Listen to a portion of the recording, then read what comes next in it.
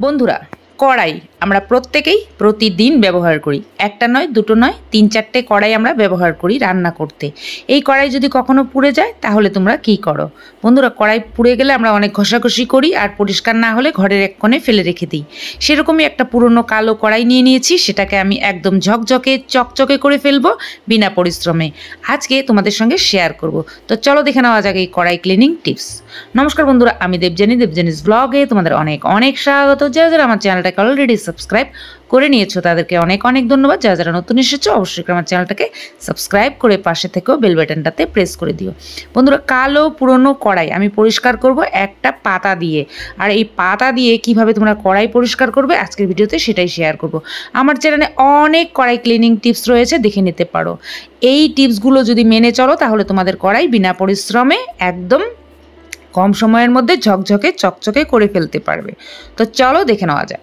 বন্ধুরা দেখো, এখানে আমি একটা পাতা নিয়েছি। পাতাটা দেখে হয়তো বুঝতেই পেরেছো আমাদের বাড়িতে এই গাছ আছে, আর এই গাছের পাতা নিয়েছি, সঙ্গে ছোট ছোট কয়েকটি লেবুও নিয়ে নিয়েছি। আর এগুলো তো তোমরা দেখে বুঝেই গেছো লেবুর পাতা। বন্ধুরা, লেবুর পাতার মধ্যে এমন একটা অ্যাসিডিক জিনিস রয়েছে যেটা আমাদের কড়াই ক্লিনিং করতে সহায়তা করবে। এর সঙ্গে আমরা আরও দু একটা জিনিস মেশাবো, এমনি এমনি হবে না। তো দেখো, কয়েকটি পাতা নিয়েছি আর পাতার মধ্যে আমরা কয়েকটি লেবু দিয়ে দেবো। তোমাদের ঘরে যদি লেবু থাকে 2-1 টুকরো লেবু বা লেবুর খোসা এর মধ্যে দিয়ে দেবে।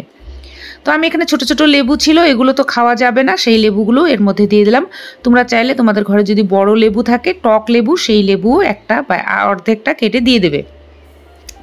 এর মধ্যে একটু জল দিয়ে আমরা এটাকে ব্লেন্ড করে নেব। খুব সুন্দর মিহি করে ব্লেন্ড করবে। পাতা তো অত সুন্দরভাবে ব্লেন্ড হতে চায় না, যদিও যত সুন্দরভাবে ব্লেন্ড করা যায় করে নেবে। তো দেখো, আমি ব্লেন্ড করে নিয়েছি, একটা বাটির মধ্যে আমি ঢেলে নেব। এর মধ্যে আরও দুটো জিনিস আমি মেশাবো, তারপর আমি কড়াই পরিষ্কার করব একদমই বিনা পরিশ্রমে। তো দেখো, এর মধ্যে আমরা এবার যে জিনিসটা দেব সেটা হচ্ছে আমাদের ঘরে থাকা এই যে বেকিং সোডা। 1 টেবিল চামচ মতো বেকিং সোডা মানে খাবার সোডা দিয়ে দেবো। এই জিনিসটার সঙ্গে যখনই বেকিং সোডা মেশাবো তখনই এটা খুব কার্যকরী একটা উপাদান হয়ে যাবে, আর এটা দিয়ে আমরা কড়াই পরিষ্কার করতে পারবো। তো দেখো, আমরা নিয়ে নিয়েছি বেকিং সোডা। এর মধ্যে আমরা এবার যে জিনিসটা নেব সেটা হচ্ছে আটা। বন্ধুরা, আটাটা দিলে আমাদের কড়াইয়ের মধ্যে সুন্দরভাবে লেগে থাকবে, সেই জন্য আটা দিচ্ছি। আর আটাটা দিয়ে মিশিয়ে নেব। তোমরা চাইলে এর মধ্যে একটু ডিটারজেন্ট পাউডারও দিয়ে দিতে পারো, তবে আমি দেইনি।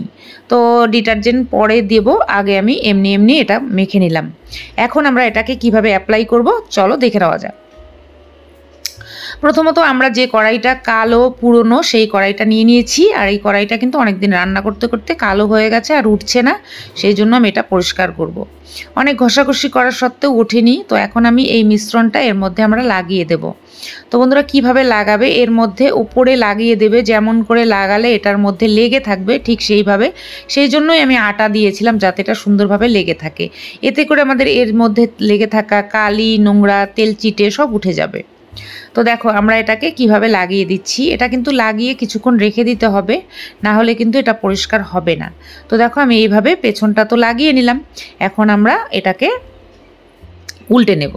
উল্টে নিয়ে আমরা এই পোর্শনটাকেও লাগিয়ে দেবো। বেশি জল দেবে না, জল দিলে কিন্তু এটা লেগে থাকবে না।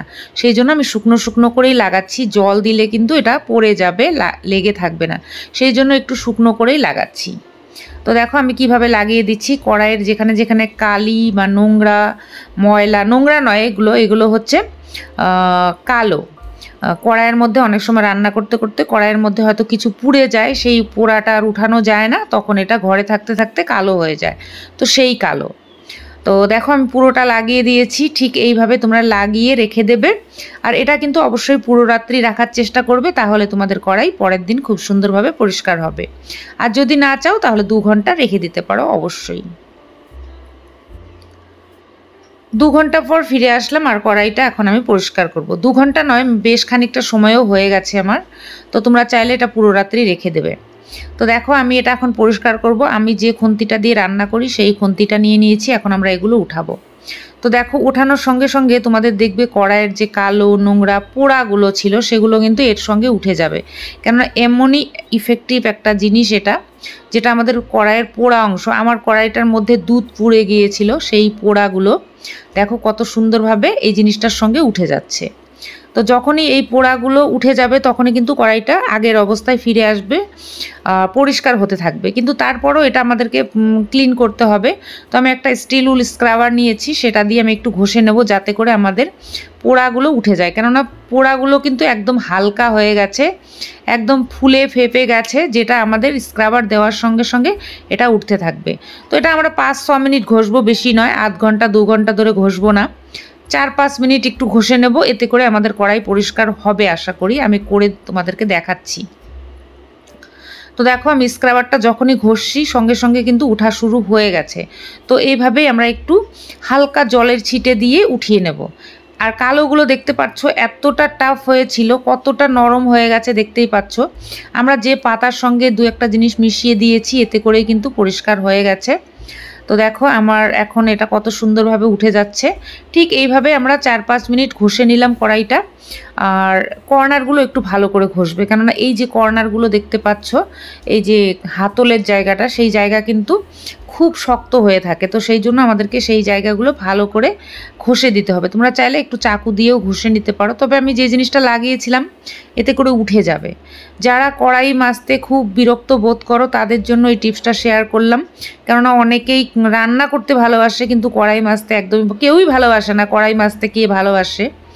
তো তারপরেও আমাদেরকে মাজা ঘষা করতে হয়, কেননা নোংরা কড়াইয়ে তো আর আমরা রান্না করতে পারবো না।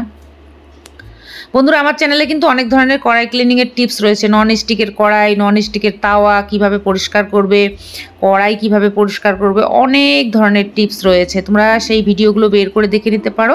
এছাড়াও যদি তোমরা চাও তাহলে আমি এন্ড স্ক্রিনে দিয়ে দেবো। তো সেই ভিডিওগুলো দেখে তোমরা কড়াই ক্লিন করতে পারো। শুধু কড়াই ক্লিনিং কেন, আমার চ্যানেলে অনেক ক্লিনিং ভিডিও রয়েছে। তোমরা যে ধরনের জিনিস পরিষ্কার করবে সেই ধরনেরই পরিষ্কার ভিডিও রয়েছে। রান্নাঘরের বিশেষ করে সব ধরনের জিনিসই রয়েছে। তো এখন একটু ডিটারজেন্ট নাই বা একটু লিকুইড দিয়ে তোমরা ঘষে নেবে, কেননা আমি প্রথমে লিকুইড বা সার্ফ ডিটারজেন্ট কিচ্ছু দেইনি। তো সেই জন্য এখন একটু দিয়ে ঘষে নেবে, তাহলে দেখবে তোমাদের কড়াইটা সাদা ধবধবে হবে। বন্ধুরা, আমার চ্যানেলে সব ধরনের ভিডিও রয়েছে, তারপরেও যদি তোমাদের মনে হয় যে কিছু তোমাদের লাগবে তাহলে আমাকে কমেন্ট করো, আমি সেই ভিডিও দেওয়ার চেষ্টা করব। তো এই ধরনের কড়াই পরিষ্কারের ভিডিও তো প্রচুর আমি বানিয়েছি, কোনটা ভালো লাগে তোমরা সেটাই দেখে সেই প্রসেসটাই অ্যাপ্লাই করতে পারো।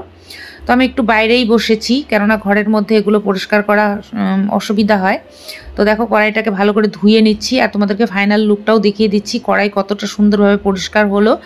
এত পুরনো আর কালো কড়াই ছিল, আমি কত সহজে তোমাদেরকে পরিষ্কার করে দেখালাম। তোমাদের যদি এই আইডিয়াটা ভালো লাগে তাহলে অবশ্যই ভিডিওতে একটা লাইক করে দিও, তোমাদের বন্ধুবান্ধবদের সঙ্গে শেয়ার করো। আর যদি তোমাদের চ্যানেলটা সাবস্ক্রাইব করা না থাকে অবশ্যই আমার চ্যানেলটাকে সাবস্ক্রাইব করে দিও, পাশে থাকা বেল বাটনটাতেও প্রেস করে দিও, যাতে পরবর্তী ভিডিওর নোটিফিকেশনগুলো তোমরা পেয়ে যাও। আজকের জন্য এখানে শেষ করবো। তোমরা সবাই ভালো